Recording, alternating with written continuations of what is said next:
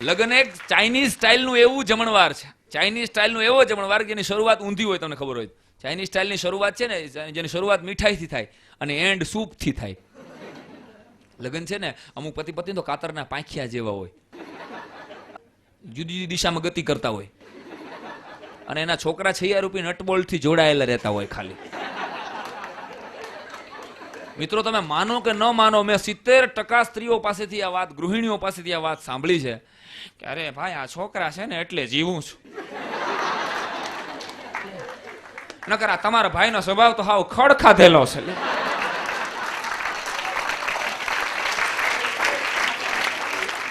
આની યાર જિંદગી જીવાય? 60 વર્ષે એવા વસવસા કરતા હોય, પણ તો માંડી દે ને ભરણ પોષણનો દાવો, ઉપડી ને ભાઈ તું કીરે. હું કામ એનું મોત હું કામ બગાડે? બોલો. લગ્ન એટલે પતિ પત્ની અમુક કાતરના પાંખિયા જેવા જુદી દિશામાં ગતિ કરે, નટબોલ્ટ રૂપી છોકરાથી જોડાયેલા રહેતા હોય અને પાછા એની વચ્ચે જે આવે એને ઉડાડી નાખે પાછા. એવા પતિ પત્ની. એથી આગળ કહું ને તો લગ્ન મારે મને એક સૌથી મોટી શૈક્ષણિક સંસ્થા છે. શૈક્ષણિક સંસ્થા હોય ને, હવે કમાવાનું થયું એમાં, બાકી પેલા એમાં સેવાનો ઉદ્દેશ હતો. બસ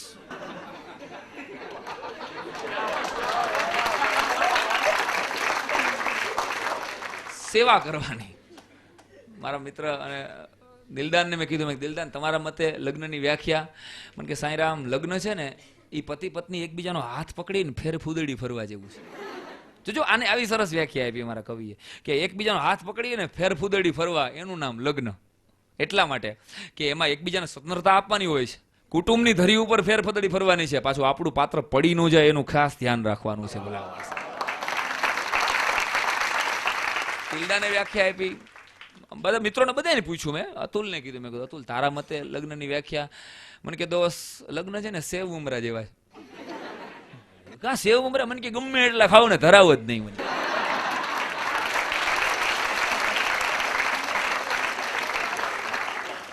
સંજયભાઈ પટેલ, અમારા રામ ઓડિયોના ડાયરેક્ટર, એને પૂછ્યું, મેં કીધું તમારા મતે વેપારી છો તો તમારા મતે, મેં કીધું લગ્નની વ્યાખ્યા એટલે કે સારું લગ્ન છે ને એ 500ની નોટ જેવા છે. મેં કીધું કેમ? મને કે ફાટી જાય ને તો કઈ કામના નહીં, સલામત હોય ને ત્યાં સુધી જેના કામ નહીં. એથી આગળ વાત કરું તો મને પૂછ્યું, મને કે તમે તો કયો દિલદાન, અતુલ ને સંજયભાઈ, મને કે તમારે મતે લગ્નની વ્યાખ્યા? એટલે મેં એને નાની એવી વ્યાખ્યા આપી. મેં કીધું મારા મતે છે ને, લગ્ન એટલે એક નાનકડી હોડી લઈ અને હિન્દ મહાસાગર પાર કરવા જેવડું સાહસ છે. નાનકડી હોડીથી, અશોકભાઈ, નાનકડી હોડીથી હિન્દ મહાસાગર પાર કરવાનું. બે પતિ પત્ની પાસે અલેસા હોય, પણ એ બેમાંથી એક જણો અલેસા ન મારે ને એટલે બે ડૂબી જાય. સમજવા જેવો પ્લાન છે. આ બેયને એટલી જ મહેનત કરવી પડે. અને કઠણાઈ તો એ વાતની છે કે લગ્નના દરિયામાં દિશા શોધક હોકાયંત્ર હજી સુધી જડ્યું નથી કોઈને. તમે તમારી રીતે હાંકો, હું મારી રીતે હાંકું. કોકનું 20,000માં પૂરું નથી થતું ને કોક 4,000માં સરસ રીતે જીવે છે ભલા માણસ. તમારે કેમ જીવવું છે એ તમારે નક્કી કરવાનું. કારણ કે ફરિયાદોથી જીવવું છે તોય જીવવાનું છે, છેલ્લે સુધી પૂરું જ કરવાનું. પણ 20,000માં પૂરું નથી થતું ને ક્યાંક 4,000 છે ને તોય ભલા માણસ એમ ક્યાંક 100 રૂપિયા વધ્યા છો, કાંઈ ચિંતા ન કરતા. તો એ પતિ પત્ની બેયના અન્ડરસ્ટેન્ડિંગથી હાલે છે. એટલે યાદ કરાવું, છેલ્લી વ્યાખ્યા, લગ્ન એક એવા બે જણાની દોસ્તી છે. પતિ અને પત્ની એ એવા બે દોસ્તારની લગ્ન દોસ્તી છે જેમાં એકને કાંઈ યાદ નથી રહેતું અને બીજી કાંઈ ભૂલતી નથી. પુરુષની આખી નાયત અહીંયા હામાં બેઠી છે અને ઘરે બેઠા બેઠા સાંભળે છે. બધા હૃદય ઉપર હાથ રાખીને કહેજો, એક પણ પુરુષને એની લગ્નની એનિવર્સરીની તારીખ યાદ નથી હોતી, ઘરવાળીના જન્મદિવસની તારીખ યાદ નથી હોતી.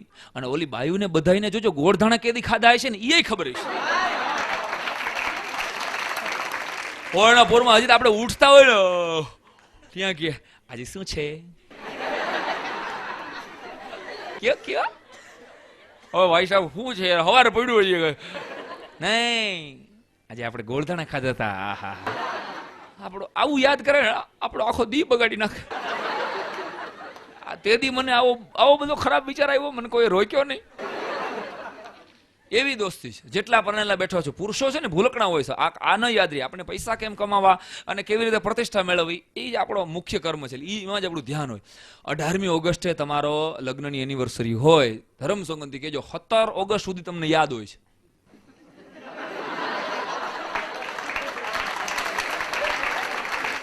જે આ વખતે ભૂલવું નથી હો.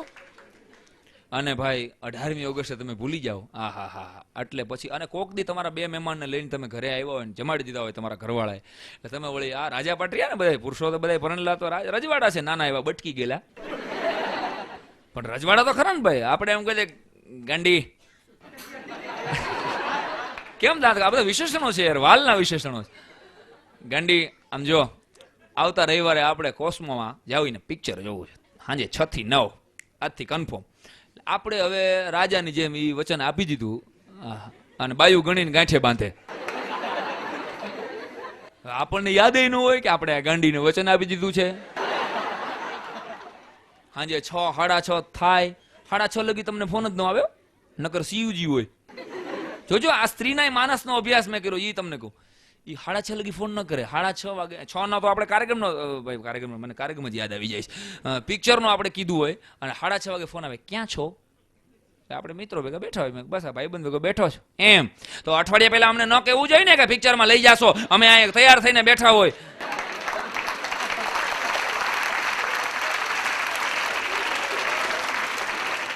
પણ તો 4 વાગે એક ફોન ગુડી દેતા તારા બાપાનું શું જાતું તું કહું છું યાર. ન કરે ફોન, કારણ કે મિત્રો એને પિક્ચર જોવામાં કોઈ રસ ન હોય, એને તો આપણને ટડકાવવામાં જ રસ હોય.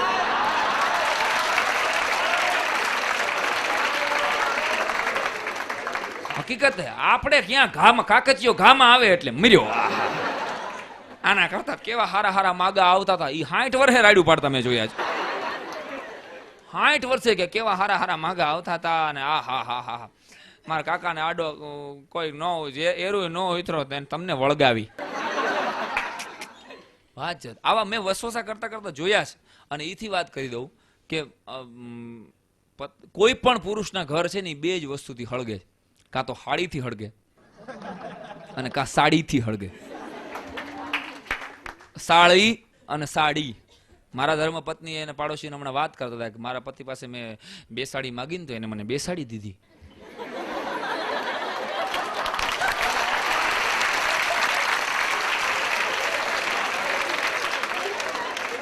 તો હું બેસી ગયો, શું કરે? મને કાંઈ નહીં, તમે 2 સાડી માંગી 2 સાડી દીધી. મને કે સાડીથી સળગે અને સાળીથી સળગે.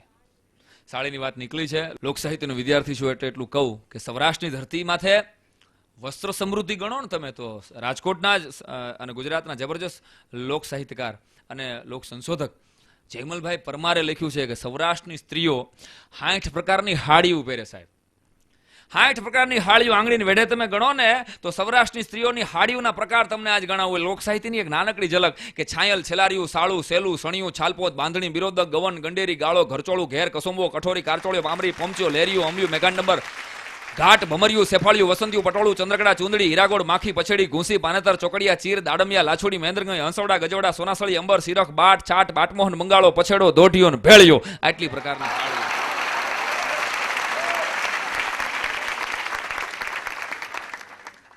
કહેવાનો અર્થ આવી આપણી વસ્ત્ર સમૃદ્ધિ છે. અને આ ગામની અંદર હવારના પોરમાં બરાબર 70 વર્ષની ડોહીમાં નીકળ્યા. 20 વર્ષની એક દીકરી ભેગી હતી. ડોહીમાં એ ગામનો ચોરો આવ્યો એટલે લાજ કાઢીને એક દીકરીએ કીધું કે કેમ માં તમે લાજ કાઢી, તમે તો ગામમાં સૌથી મોટા છો. તેથી ડોહીમાં જવાબ આપ્યો. તો જોજો આપણી ધરતીની સ્ત્રીઓની મર્યાદા કેવી હોય. એ કે બેટા મને ખબર છે ગામમાં હું સૌથી મોટી છું, પણ 3 વર્ષ પહેલા તારા આતાઈ ચોરે બેહતા ને હું એના બેહણાની લાજ કાઢું છું. બોલા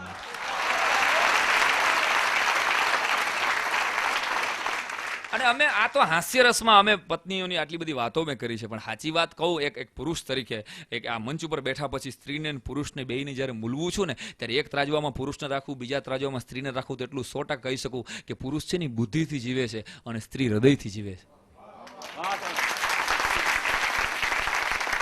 પુરુષ છે ને એ ગણિત છે, કેલ્ક્યુલેશન કરશું આપણે સાચા ખોટાનું. પુરુષ ગણિત છે દોસ્તો અને સ્ત્રી છે ને સંગીત છે.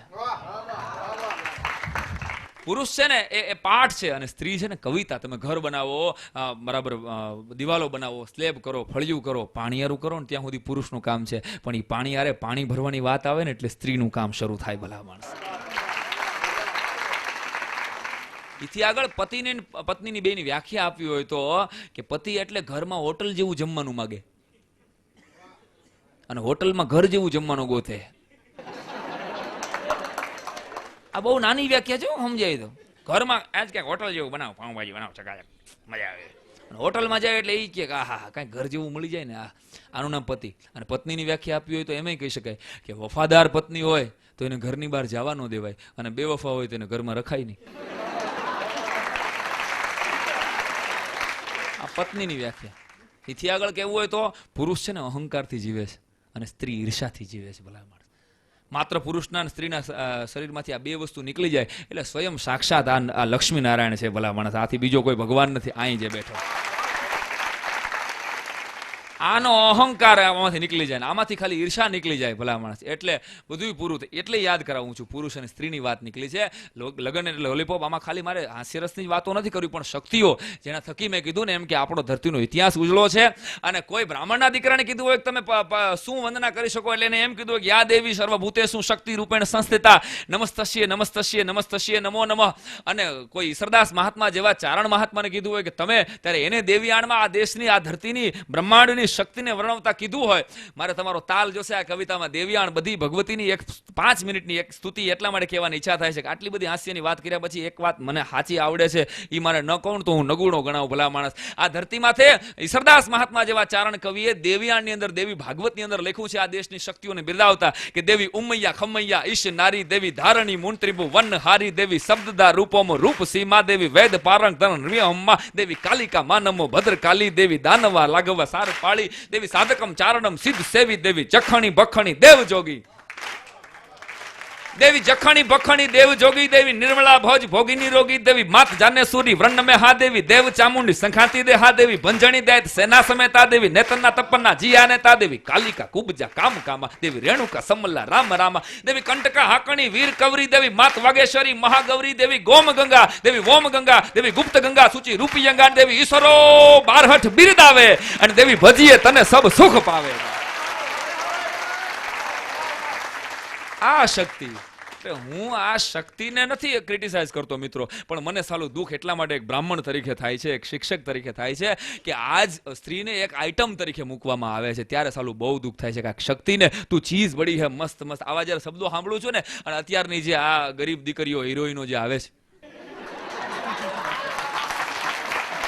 હા હા સાહેબ, એક પિક્ચર અત્યારે પરિવાર સાથે બેહીને માણી હકાય એવું આવતું નથી. ચિત્રહાર ભાઈ ની બેન હારે બેહીને જોઈ નથી શકતા. ત્યારે અમે છાતી ઠોકીને એક વાત કરીએ છીએ કે એક અમારો લોક ડાયરો એવો છે જેમાં બાપ ને દીકરી હારે બેહીને સાંભળી શકે છે. બાપ તો આને પ્રેમ કરજો. સ્ત્રીને એમ મેં કીધું ને કે એને એક ચીજ કરતા, એક આઈટમ કરતા એના હૃદય સુધી પહોંચવાનો એક પ્રયત્ન કરજો, તો તમારા દાંપત્ય જીવનમાં ક્યારેય ડખો નહીં થાય. ડખાની વાત એ કરતો હતો કે હાળી અને હાડી, દરેક પરણેલા પુરુષને એક વખત એની પત્ની સાડી લેવા માટે શક્તિ પ્રદર્શન કરે છે. બધા પરણેલા એક વાર. અને હકીકતે હું બહુ હૃદયપૂર્વક સ્વીકારું છું કે પુરુષોમાં રંગ થતા હોય છે, આવું સાયન્સે સાબિત કરેલું છે. કાળો, ધોળો, લાલ ને પીળો, આ 4 કલર પછી 5મો કલર કોઈ પુરુષને આવડતો નથી. કથઈ કલરનો કલર હમણાં ગોતવાનું કહે ને એટલે બધા ગોટે ચડી આપણે. ઈ કલર કયો હોય છે? સ્ત્રીને રંગમાં ખબર પડે છે વધારે, પુરુષોને રંગ જતા હોય છે. છતાંય એક વખત દરેક પતિ એની પત્ની સાથે સાડીના સિલેક્શનમાં જવું પડે છે. વાત મારી કરું છું, પણ કોની છે એ તમે સમજો છો. મને મારી ધર્મપત્ની લઈ ગયા, મને કે એકવાર તમે હાલો મને સાડી સિલેક્ટ કરાવવા. એટલે અમારે કામદાર બહુ મોટો શોરૂમ છે સાડીનો, 10,000 સાડીઓ. આહા, ગયા, બેઠા, હું હામો બેઠો. એટલે પોતે સાડી લઈને, જોજો એને જે ઘટના ઘટી એમાં કાંઈ ફેરફાર કર્યા વગર તમારી સામે રજૂ કરું છું. પોતે સાડી લઈ અને આમ મૂકીને મને કે આ કેવી લાગશે? દરેક પુરુષ પાસે એક સરકારી જવાબ તૈયાર, હાઈ ક્લાસ, બહુ સરસ. આ તૈયાર જ હોય છે સરકારી જવાબ આવડી પાસે કોઈ પણ બાબતમાં. એટલે આપણે કહીએ ને હાઈ ક્લાસ, પછી આ હારી લાગે મને કોઈ દી, આ કલર મને ઉઠે કોઈ દી. ભાઈ આમાં ગામની આંખી ઉઠે છે ભાઈ. કલર ની ક્યાં દેશ કીધું ભાઈ સાહેબ, આપણે કઈ બોલી નહીં. બીજી સાડી આવે, 2-3 સાડી, આ કેવી લાગે છે? એટલે હાઈ ક્લાસ. બીજી વાર આપણે હિંમત, હાઈ ક્લાસ, હું હાઈ ક્લાસ? તમને તો કઈ ભાન જ નથી પડતી. આ બુટાવાળી મને હારી લાગે કોઈ દી? મને ખબર છે ભાઈ સાહેબ બુટાવાળી તને હારી લાગે કે ન હારી લાગે. ત્રીજી સાડી પછી આપણે નક્કી કરીએ આપણે હાઈ ક્લાસ કઈ છે ને એમાં લોચો થાય. ત્રીજી સાડી આવે ને આપણે એમ કહીએ આ કેવી લાગે છે? જામતું નથી. શું જામતું નથી? આ કલર જ નથી મારી પાસે.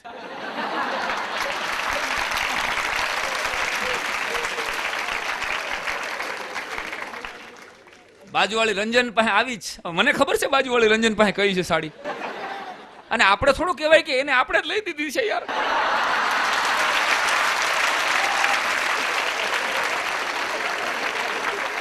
ઈ હવે અંગત વાત કેમ મારે ભાઈ સાહેબ કેવી તમને બધાને, તમે સમજો તો છો. ઓહો, સરવાળે સિલેક્ટ થઈ જાય. જે સાડી આપણે નબળી કીધી હોય પછી ઈ સાડી સિલેક્ટ થાય, ત્યાં વાત અટકે નહીં. સ્ત્રીનો એક સ્વભાવ છે કે નાનકડી પણ કોઈ વસ્તુ લેશે ને એટલે ઈ ગામમાં શેરીમાં આવીને એનું શક્તિ પ્રદર્શન કરશે. 10 રૂપિયાનું બોરિયું 4 બાયનું જો ઈ બોરી લેવી, 10 રૂપિયાનું હોય ને 50 રૂપિયાનું કહેશે. ભાવ વધારો 10-15 ગણો થાય એમાં. આહા, 300 રૂપિયાની સાડી 900 રૂપિયાની કરશે. આ એટલે બધી બાજુ આજુબાજુની ભેગી થાય અને એ સાડીને એવું ચેક કરે જાણે એમાં કેમ બોમ્બ ધડાકો થવાનો હોય. આમ જોવે. આપણે તો બેઠા બેઠા છાપું વાંચતા હોય, પછી એના જે એમાં પ્રતિભાવો આવે. એક બાઈ વળી એમ કહે કે આ પાલવ જે જમણી સાઈડ છે ને એ ડાબી સાઈડ હોત ને. આપણે આમ જો હવે શું કહે છે આ. હા બોલો જો જવાબ, જમણી સાઈડ હોત ને એને બોલે ડાબી સાઈડ પાલવ હોત ને આ સાડી બહુ સારી લાગત. અરે ભાઈ મને તો ડાબી બાજુ હતો ને બેન ઈ જ ગમતો હતો, પણ તમારા ભાઈને આ જમણી બાજુ ગઈ.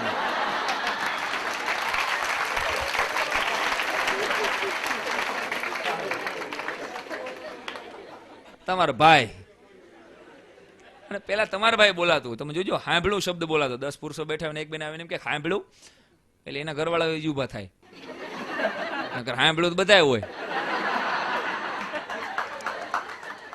આ બીજા ક્યાં બેરા ગુડાણા. એક પછી તમારો ભાઈ શબ્દ આવ્યો, પછી એક શબ્દ હાંભળું આવ્યો, પછી એક શબ્દ ઈ આવ્યો, પછી એક શબ્દ આવ્યો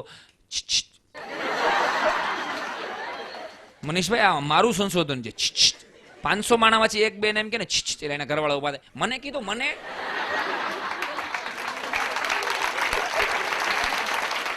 હા તને જ કીધું અભાઈ ગયા, તું જ આવ્યો તો લોન લઈને લગ્ન કરવા. અને હવે તો નામથી બોલાવે છે સાહેબ. અમારી ઉંમરના માણસો તો હવે બહુ સુધરી ગયા, બગડ્યા કે સુધરે તો ભગવાન જાણે. નામથી બોલાવે છે. હા હા હા, મુકેશ જરીક બેગ ઉપાડી લે ને, વિમલ જરીક પાણી ભરી આવ ને.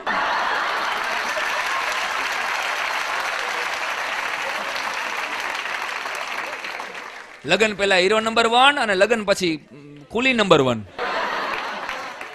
અને મુકેશ પાછું પીદડું પીદડું પાણી ભરી આવે. બોલો લ્યો. હા હા, આપણી તો શું દશા કરી. દરેકના જ ઘરમાં બનતી 4 ઘટનાઓ મારે કેવી છે. તમારી હાળી આવવાની હોય એટલે આગલા દિવસે આપણે કહેવામાં આવે કે 2 દિવસ પછી મારી બેન આવે છે, 2 દિવસની રજા મૂકી રાખજો. એટલે આપણે એમ કે ભાઈ એમ મારે રજા ન હોય, કેમ રજા ન હોય? હમણાં તમારી બેન આવી હતી તો તમારે રજા હતી. અરે પણ એમાં તેથી ઈદ ને સંવત્સરી 2 દી આવ્યા યાર, એમાં રજા આવી. હા, તમારી બેન આવે તો તમારી ઈદે આવી જાય. અહીં તમારે સંવત્સરી આવે કઈ મારા કેલેન્ડર માંથી આવે છે યાર.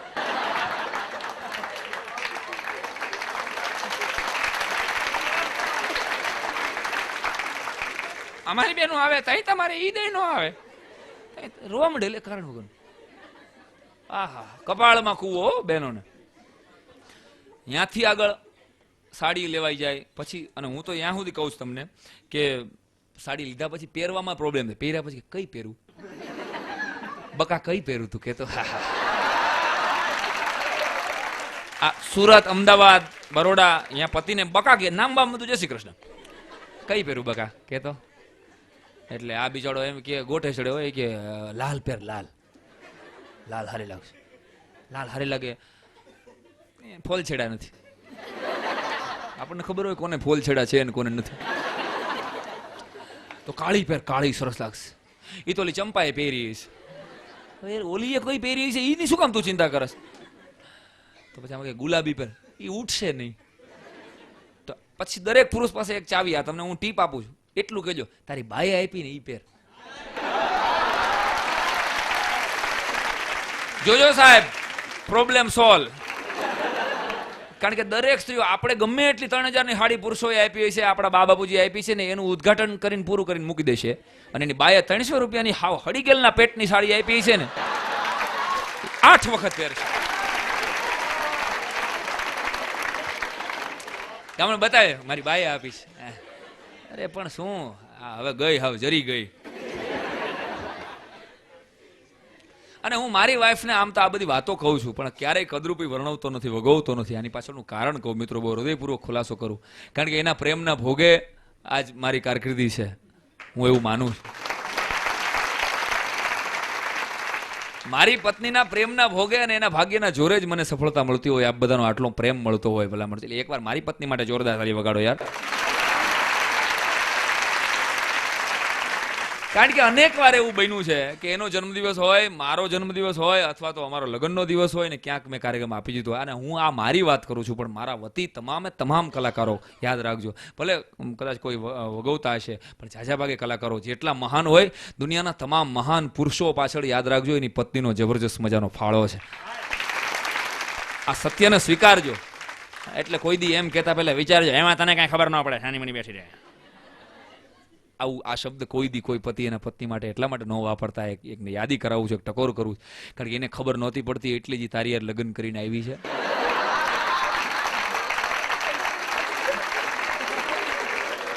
એને ખબર પડતી હોત ને તો એ નો અંબાણી સાહેબની ઘીરે જાત, ટાટા બિરલા કે હિન્દુજાની ઘીરે જાત. તારે અહીંયા શું કામ આવે હપ્તા ભરવા?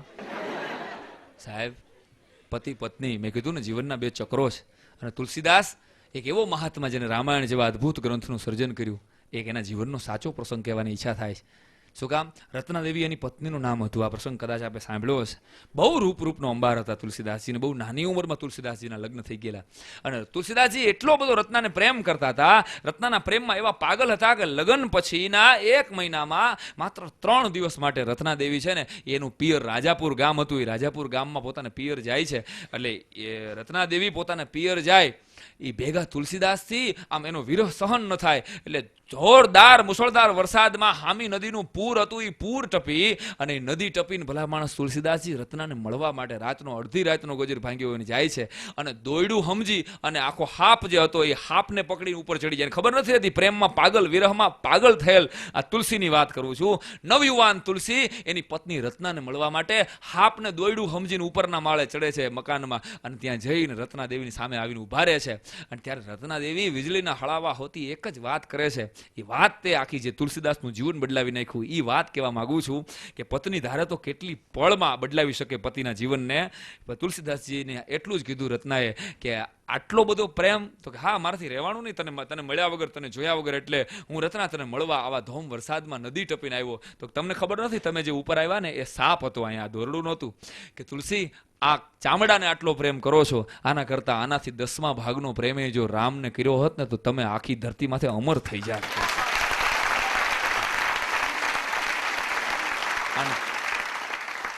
આટલું સાંભળ્યા પછી જેમ આ હૃદય ધરાણીમાંથી વીજળીની જેમ તુલસીદાસના શબ્દો ફટકાણા ને, બસ ત્યારથી અંજળી ભરી અને તુલસીદાસજી એટલું કીધું કે રત્ના, તો હવે લખી લેજે, હવે રામના પ્રેમ સિવાય જીવનમાં કાંઈ બાકી નહીં રહે. અને તે મારું જીવન આજથી આ ઘડીથી બદલાયું છે. હવે હું બદલું છું, પણ જિંદગીના છેલ્લા શ્વાસમાં તને મળીશ. આટલી વચન સાથે અહીંયા પ્રતિજ્ઞા લઈ અને તુલસીએ કીધું કે હવે હું તને કોઈ દી મોઢું નહીં બતાવું. વાત ત્યાં અધૂરી નથી રહેતી મિત્રો. હવે શરૂ થાય છે. 72 વર્ષની રત્નાની ઉંમર થાય અને જ્યારે જીવનના છેલ્લા શ્વાસ રત્નાદેવીના ચાલે છે અને ત્યારે તુલસીદાસ, દાઢી વધી ગઈ છે, રામચરિત માનસનો આખી ધરતી માથે એવો જય જયકાર થઈ ગયો છે. મહાત્મા તુલસીદાસ, ગોસ્વામી તુલસીદાસનો જય જયકાર થઈ ગયો છે. ત્યારે પોતાના રાજાપુર ગામના પાદરમાં આવી અને ઉભા રહીએ અને ત્યારે જઈને પૂછે, રત્નાના છેલ્લા શ્વાસ હાલતા હતા, જઈ અને ખોળામાં પોતાની પત્નીનું માથું લે, મસ્તક લીધા પછી માથે હાથ મૂક્યા ભેગી તો આમ રત્નાદેવીની આંખમાંથી દડ આહુડાની ધાર થઈ. આહુડાની ધાર થઈને એટલે તુલસીએ પૂછ્યું કે કેમ રત્ના રડે છે, તને કોઈ ફરિયાદ છે મારાથી? એટલે રત્નાદેવીએ એટલે કીધું કે જેના પતિએ રામચરિત માનસ જેવો ગ્રંથ અદ્ભુત આ ભારત વર્ષને આપ્યો હોય, એની પત્નીને સામાજિક કે દુનિયાવી ફરિયાદ ન હોય. તુલસીદાસજી, કોઈ ફરિયાદ નથી. બસ હું તો, મને તો આજ આપે વચન પાડ્યું, 72 વર્ષ પછી આપ મને મળો છો. આજ મને એ વાતનો હરખ છે, એ વાતના હરખના આહુડા છે. અને કઈ સવાલ તારે પૂછવો હશે મને? તુલસીદાસજીએ કીધું, રત્નાદેવીએ કીધું બીજો તો કોઈ દુનિયાવી સવાલ તો છે નહીં, પણ એક નાનકડો પ્રશ્ન મને. આપનું રામચરિત્ર વાંચ્યું, મેં વાલ્મીકીજીનું રામચરિત્ર વાંચ્યું, આ બે વાંચ્યા પછી થયો છે. શું બોલો? તો કે તમે છે ને આખી રામકથા પૂરી કરી ત્યાર પછી સીતાને પાછા જ્યારે ધોબીના કહેવાથી રામ વનમાં મૂકે છે, એ કથા તમે નથી લખી. અને વાલ્મીકીજીએ લવનું ને કુશનું આ બધું વર્ણન લખ્યું છે. આ કેમ? કારણ સમજાણું નહીં. ત્યારે તુલસીદાસજીએ જે જવાબ આપ્યો ને, જવાબ દરેક પતિદેવે કાળજામાં ઉતારી લેવા જેવો. એને એટલું કીધું હતું કે હા, મને ખબર હતી, પણ મેં લવ કુશની વાત, સીતાને પાછી જંગલમાં મૂકવાની વાત એટલા માટે નથી લખી કે ભવિષ્યમાં ભારત વર્ષમાં કોઈ તુલસી એની રત્ના સાથે અન્યાય ન કરે. ભલા માણસ, તારી સાથે રહેવાની મારી જે ફરજ હતી એ ફરજ મેં ગુમાવી છે અને હું લખવા બેસી ગયો તો તને મૂકીને વયો ગયો તો આ બીજી વાર ક્યાંય ન થાય એટલા માટે મેં આ પ્રસંગ નથી લખ્યો. કહેવાનો અર્થ એ છે કે પતિ અને પત્ની તો સમજદારીથી રહ્યો તો કાંઈ ડખો છે નહીં. અને દાંપત્ય જીવનને સૌથી સફળ બનાવવું હોય ને તો એક જ વાક્ય મારું યાદ રાખજો, કોઈના જીવનમાં ક્યારેય ઘરમાં ડખો નહીં થાય. કારણ કે હું આ હાસ્યના માધ્યમથી કહું છું, મારી ઈચ્છા એવી નથી કે તમારે રોજ 108 મગાવવી પડે. સીધી વાત છે, હસતા હસતા જીવવાનું છે. ત્યારે એક જ નાનકડી વાત એટલા માટે કહું છું કે મિત્રો, ઘરની અંદર કોઈ પણ નાનકડી ઘટના બને ને એને મોટી દુર્ઘટના ન થવા દેતા. નાનકડી ઘટનાને મોટી દુર્ઘટના થતા રોકી લેજો અને ગમે એવી મોટી દુર્ઘટના હોય ને એને સામાન્ય બનાવતા શીખી જાજો તો કોઈ દિવસ પરિવારમાં ડખો ન થાય. આ એક નાનકડી ટીપ. અને બીજી એક, મારા લેખક મિત્ર જય વસાવડા ગોંડલમાં રહે છે અને એ બહુ સરસ વાત, એને એક સરસ વિચાર આપ્યો હતો કે દર વર્ષે દિવાળીએ આપણે ચોપડા પૂજન તો કરીએ છીએ, હકીકતે 1 માર્ચે હિસાબ થાય તો એક લક્ષ્મીનું પૂજન કરીએ છીએ. મિત્રો, તો એકાદ વર્ષે તમારા ઘરમાં જે લક્ષ્મી આવી છે ને એવી ગૃહ લક્ષ્મીનું પૂજન કરજો ભલા માણસો. એના પગલે તમારા ઘરમાં બરકત આવી છે. હું એમ નથી કહેતો પત્નીને તમે પાટ ઉપર બેહાડીને ચાંદલા કરો ને આરતી ઉતારો પગે લાગો, હા એમ નથી કહેતો, પણ મારી વાતનો મૂળ પકડજો. એ લક્ષ્મી તરીકે તમારી માં પણ હોઈ શકે છે, એ લક્ષ્મી તરીકે તમારી સ્વીટ સિસ્ટર પણ હોઈ શકે છે, એ લક્ષ્મી તમારી લાડકડી દીકરી પણ હોઈ શકે છે. સ્ત્રી પાત્રોને, ઘરના પરિવારને, સ્ત્રી પાત્રોને એટલો પ્રેમ આપજો, એનું સન્માન આપજો એટલા માટે કે એ ગૃહલક્ષ્મી પૂજન કરજો. કારણ કે સવારથી સાંજ સુધી વિધાઉટ પ્રમોશન અને વિધાઉટ વેકેશન આ દેશની તમામ ગૃહિણીઓ છે ને એ ધ ગ્રેટ ઇન્ડિયન ફેમિલી શોની સાચી હિરોઈનો છે ભલા માણસ. એટલે યાદ કરાવું છું. અને સલામ કરીને હાઉસ વાઇફ શબ્દ મને આ દેશની ગૃહિણીઓ માટે ગમતો નથી. હું આ દેશની તમામ ગૃહિણીઓ માટે હાઉસ મેકર શબ્દ વાપરું છું કે આને ઘરને બનાવ્યું છે, ઘરને બચાવ્યું છે, ઘરને હાચવું છે. કૂવાનું ઢાંકણ પાવડો અને જગનું ઢાંકણ જાર, બાપનું ઢાંકણ બેટડો, આ તો ઘરનું ઢાંકણ નાર. એટલે એવી દરેક સ્ત્રીઓને અહીંથી વંદન કરી અને મારી વાતને વિરામ આપું છું. આભાર, ધન્યવાદ.